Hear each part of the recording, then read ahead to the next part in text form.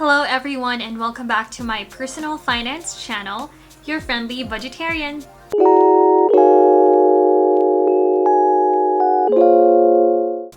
Happy holidays everyone! So I hope that you guys had a good holiday, whether or not you're watching this before or after Christmas. I hope you guys had a good time spending time with your family, friends, or loved ones. And so with that, I am also offering you a gift, and that would be, as you guys can already tell in the title, is an Excel spreadsheet. As you guys know, I do love my spreadsheets. I think I'm slowly turning into a digital person. I don't know when I will be stopping doing like an actual physical budget planner, but I do like doing things online now just because it's easier. It's like you can definitely bring it anywhere or access it anywhere, and yeah, we'll see about that. But yeah, today's video is definitely it's a spreadsheet. It's a very simple one though, don't get me wrong, but I don't know, I think this will maybe help you guys. You can use this as a budget, monthly budget type of thing, or like an overall type of thing, and just see where everything goes. And so without further ado, let's get started. Alright, so as you guys can see, this is the overall finances tracker that I have created for you guys as my gift for the holiday. And this is new. I didn't use it like for the rest of the year, but I think this was very helpful because this one I actually used just like a quick guide to see how much I'm gonna be spending for next year. So technically I kind of did this thing on paper, and I realized why not just, you know, make it digital so it's easier. At least I can even it can easily just add up all the stuff that needs to be added up, or subtract all the stuff that needs to be subtracted. So that's why I created this, and I hope you guys make use of this. I'm gonna be putting a link down below in the description box so you can easily download it. And as you guys can tell, I even already put in the instructions and how you guys are able to access it and all that stuff. So let me just go ahead and how do I I just wanna let me see, hold on a second for technical difficulties in here. Alright, so going back, I apologize for that. I was trying to figure out like how I'm gonna be able to take a look at the controls. So I'm just gonna want to zoom it in further. Let's see. Okay, so this is the finances tracker. You can use it for like, you know, your monthly budget or like your overall budget. But for now, I'm just gonna be using it as an overall budget. So for income, again, we always start with income because again, we want to know how much like source of money would be, right? So again, based on my previous video, I'm putting in $95,000 as my projected income for the next year, and this is going to be after taxes. So $95,000, and then I put in side hustles $100 because again, I don't really know how much I'm gonna be, you know, doing extra income. So for electricity and gas, I'm putting in $140 monthly. So as you guys can see, I put in here times 12 for everything. So I have already calculated that. So $1,680, and then internet is $780 because it's $65 each month. I'm not really sure if I'm going to be changing internet providers, but we'll see. I have my waste management, which is $250, and then my additional principal payment for our mortgage, which is $61.98. Let's just say $62. only for 6 months, because I am thinking of partaking with my fiance of splitting the mortgage bill in the later half of the year.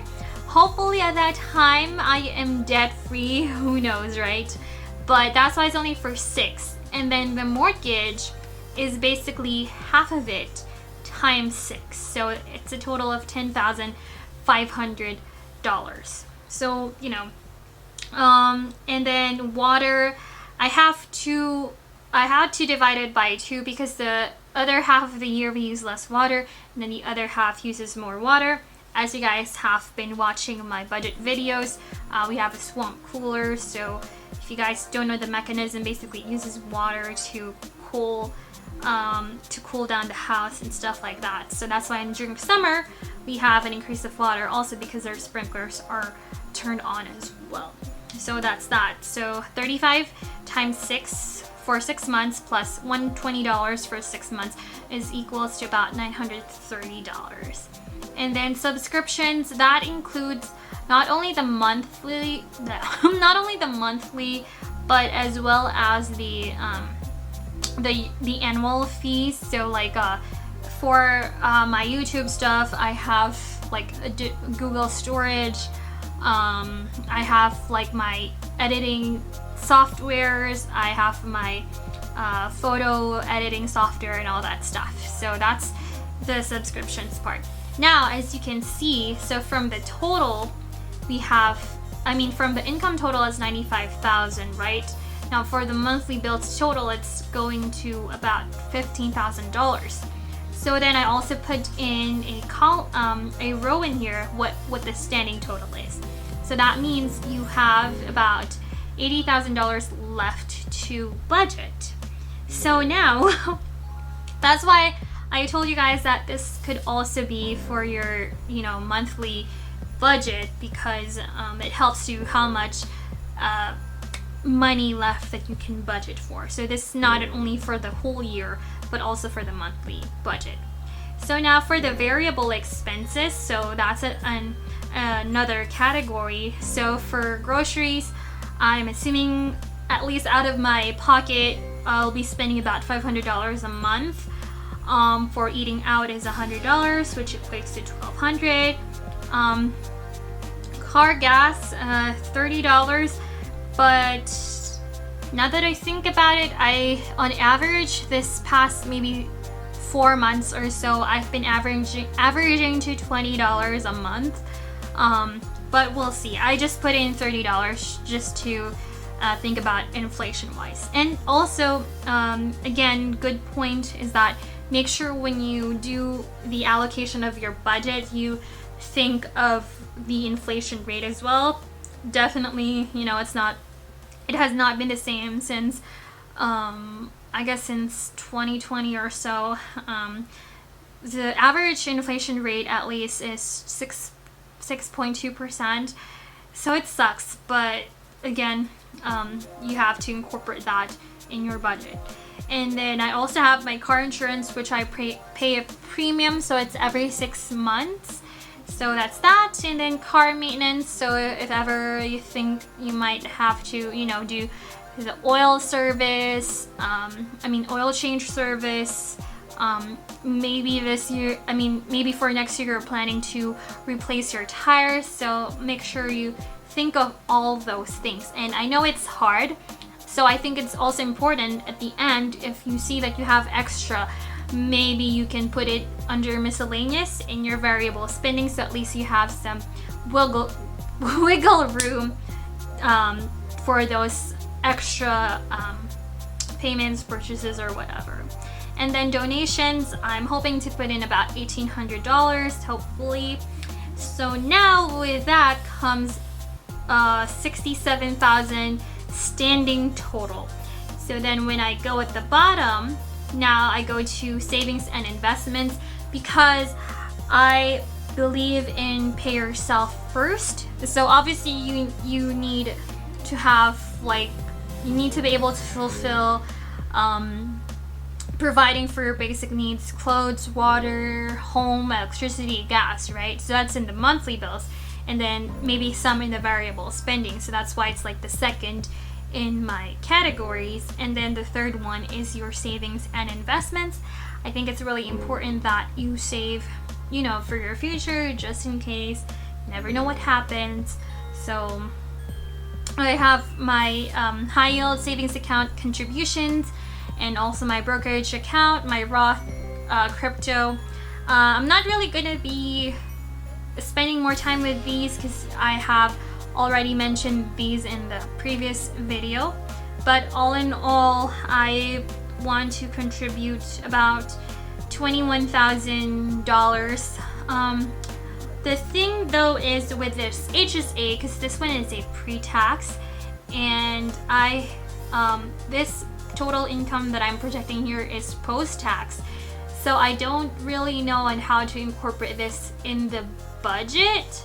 So I might have to delete this actually, now that I think about it. Anyways, I mean, it's just about $2,000 difference.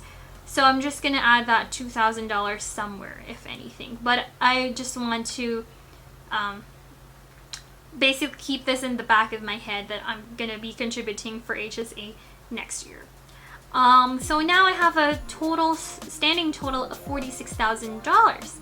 And then lastly, for my debt, it's $45,000 left as of, let me see, I forgot, but yeah, I am just excited to finally pay that off. So as you guys can see, there's at least $1,000 left to budget for like the whole year, and definitely you can add that if you want to add that in miscellaneous. So you can put that right here, miscellaneous, and then add that, say $1,300. And then now, let's see, why is it not? A few moments later. Well, that's some sort of technical difficulty that I have to fix before I send out the link to you guys. But anyways, that should have changed to basically $32.20. So I'm gonna have to change that. So now for the end of the year 2022, and when you go back to this spreadsheet, say you actually exceeded $100,000, right? So now it says that there's a difference, and then it's a red mark because there's a difference. But that's a good difference though, because that means you have surpassed your budgeted income. But the red for the expenses, probably not good, so you want to keep it under. So let's say you actually spent $1,500, so that means you have extra $180 that now you can spend to somewhere else. So this is really the only thing that's important to me. So now it's $0.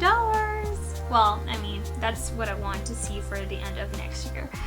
But yeah, so I hope this is helpful for you guys. And again, I have the instructions right here if you guys have any questions on you know, on how to use this and stuff. I hope the sheet, I hope you find the sheet helpful for you guys.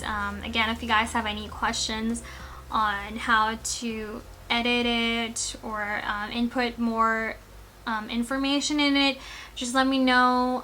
Send me a message. Let me know in the comments down below. And also let me know what suggestions you guys have for what videos you want me to present next.